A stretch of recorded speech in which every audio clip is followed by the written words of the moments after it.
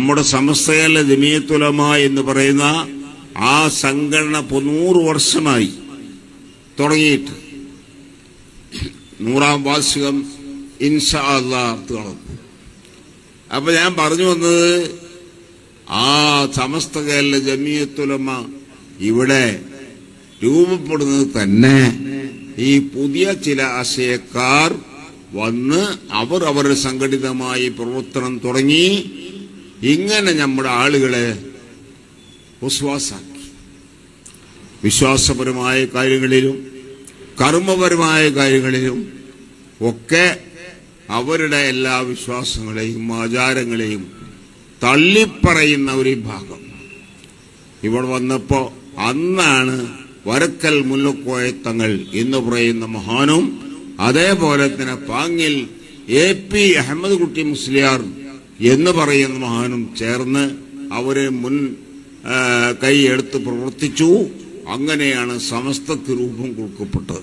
ഞാൻ കുറച്ചേ പറയുന്നുള്ളത് കൊണ്ട് നീട്ടി ദീർഘമായി ഒന്നും പറയുന്നില്ല.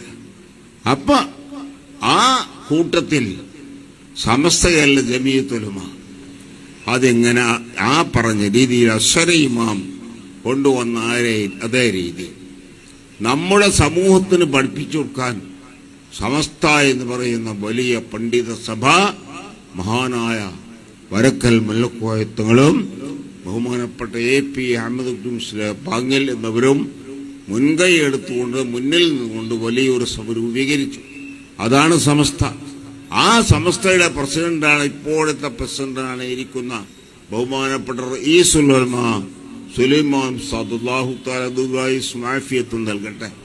അവരെ കൂടെയുള്ള ബദർ സാദാത്ത് പോലെയുള്ള സയ്യിദന്മാർ തങ്ങന്മാരും ധാരാളം ആലിമീങ്ങളും ഒക്കെയുള്ള ഒരു പണ്ഡിത സഭ എന്ന് പറഞ്ഞാൽ അങ്ങനത്തെ ഒരു പണ്ഡിത സഭ ഇന്ന് നമുക്ക് പറയാൻ കേരളത്തിലും പുറത്തും ഇല്ല.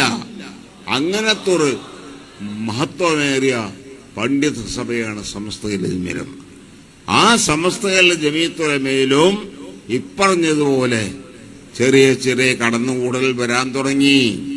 വളരെ പിൽക്കാലത്ത് തുടങ്ങിയപ്പോൾ അതെല്ലാം എതിർത്തുകൊണ്ട് ശരിയല്ല, നാം നമ്മുടേതായ തനിമയിൽ നിൽക്കണം, നമുക്കാരെയും ഭയപ്പെടേണ്ടതില്ല, നമ്മളെ പടച്ചത് റബ്ബാണ്, ആ റബ്ബിന്റെ നിയമങ്ങളാണ് ശരീഅത്ത് നിയമങ്ങൾ.